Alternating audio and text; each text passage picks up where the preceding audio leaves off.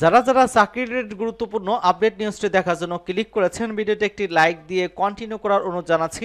আসসালামু আলাইকুম। মহা খুশি সংবাদ পেয়ে বন্ধুরা, মহার্ঘ ভাতা বাতিল হয়নি, বরং তাড়াতাড়ি হচ্ছে, এমনটা কিন্তু জানিয়েছেন ডক্টর মোখলেসুর রহমান। এবং মহার্ঘ ভাতার যে প্রজ্ঞাপন সেটা হতে যাচ্ছে কিনা সেই সম্পর্কে আজকের ভিডিওতে থাকবে।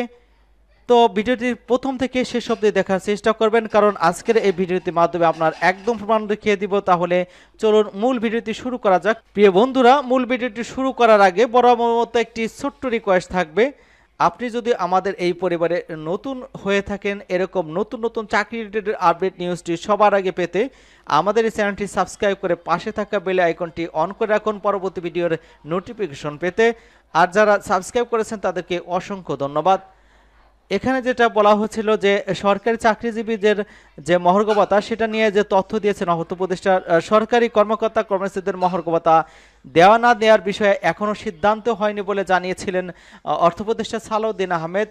এবং তিনি যেটা বলেছেন যে সচিবালয় করাই সংক্রান্ত উপদেষ্টা কমিটির বৈঠক শেষে সাংবাদিকের সঙ্গে আলাপ করে তিনি কথা বলেছিলেন, সরকারি কর্মকর্তা কর্মচারী মহার্ঘ ভাতা দেওয়া হবে কি হবে না বিষয়ে এখনও সিদ্ধান্ত হয়নি। তিনি আরও জানান যে মহার্ঘ ভাতার সিদ্ধান্ত কে নিয়েছে তা জানেন না।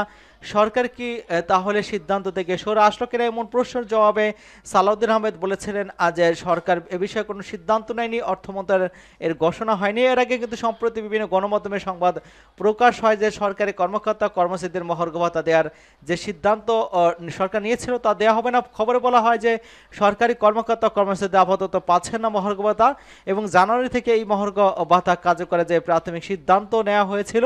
অর্থনীতিতে বর্তমান টালমেটের পরিস্থিতি সেখান থেকে সরে এসেছে অন্তর্বর্তী সরকার। এর আগে কিন্তু গত 9 জানুয়ারি সচিবালয়ে সাংবাদিকদের সঙ্গে আলাপকালে জনপ্রশাসন মন্ত্রণালয়ের সিনিয়র সচিব ডক্টর মোখলেসুর রহমান বলেন যে সরকারি কর্মকর্তা কর্মচারীদেরকে সরকার মহার্ঘ ভাতা দেওয়ার যে সিদ্ধান্ত নিচ্ছে তা শীঘ্রই বাস্তবায়ন হবে। তিনি জানান যে মহার্ঘ ভাতা ইস্যুটা অর্থ মন্ত্রণালয়ের, তবে আমি একজন মেম্বার, ইতিমধ্যে কিন্তু 2টি মিটিং সংগঠিত হয়েছে। মহার্ঘ ভাতা খুব শীঘ্রই হবে, তবে এবার ব্যতিক্রম হবে। আগে পেনশনভোগীরা মহার্ঘ ভাতা পেত না, এবার পাবে। একটা রিজনেবল হওয়ার পরে পথে ইনক্রিমেন্ট সময় সে মহার্ঘ ভাতাটা বেসির সঙ্গে যুক্ত হবে। এবং এই বাজেট মহার্ঘ ভাতা কার্যকর হবে না কিনা তা প্রশ্ন উত্তরে বলেছেন যে এই বাজেট মানে 30 জুনের মধ্যে, আমি বলবো অবশ্যই হবে, তার আগে হবে ইনশাল্লাহ। পার্সেন্টেজের বিষয়ে তিনি বলছেন এই বিষয়ে অর্থ উপদেষ্টা এবং অর্থ সচিব জিজ্ঞাসা করুন, তারা বলতে পারবেন। কোন মাস ধরে ধরা হবে সে বিষয়ে সচিব বলেছে অনুমান করে বলা ঠিক হবে না, তো এই বিষয়ে উপদেষ্টা এবং অর্থ সচিব পরিষ্কার করে বলতে পারবেন। এবং আপনারা দেখতে পাচ্ছেন যে মহার্ঘ ভাতা যদি 31 জানুয়ারির ভিতরে ঘোষণা না করা হয়, এবং আজকের ভিতরে 31 জানুয়ারির মধ্যে যদি মহার্ঘ ভাতার সুনির্দিষ্ট ঘোষণার দাবি জানিয়েছেন 11 থেকে 20তম গ্রেডের সরকারি চাকরিজীবীর ফোরাম। তো বাংলাদেশ সরকারি চাকরিজীবী ফোরামের উন্নয়ন পরিষদ একই সঙ্গে দাবি বাস্তবায়ন না হলে আগামী 7 ফেব্রুয়ারি কেন্দ্রীয় শহীদ মিনারে কিন্তু কর্মসূচি ঘোষণা করার ঘোষণা দিয়েছে তারা।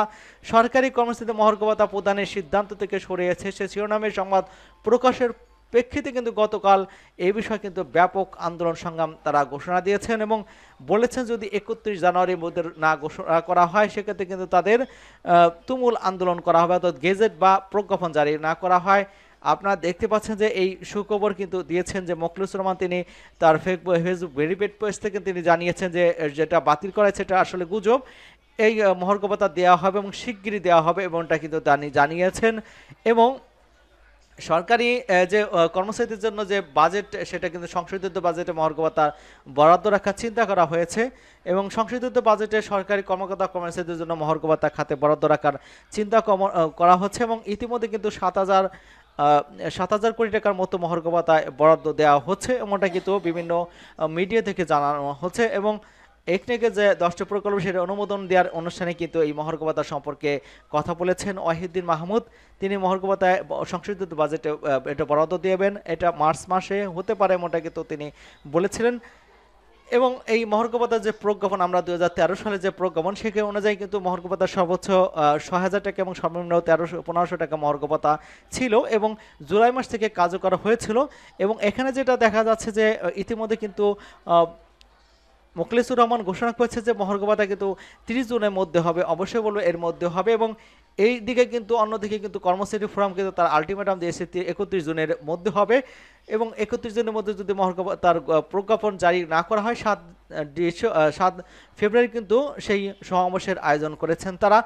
সুতরাং এদিকে অন্যদিকে কিন্তু মুখলেসুর রহমান তিনি বলেছেন যে মহার্ঘ দেওয়া হবে এবং শিগগিরই দেওয়া হবে, হয়তো দু একদিনের ভিতরে ঘোষণা আসতে পারে, এমনটা কিন্তু বলা যেতেই পারে।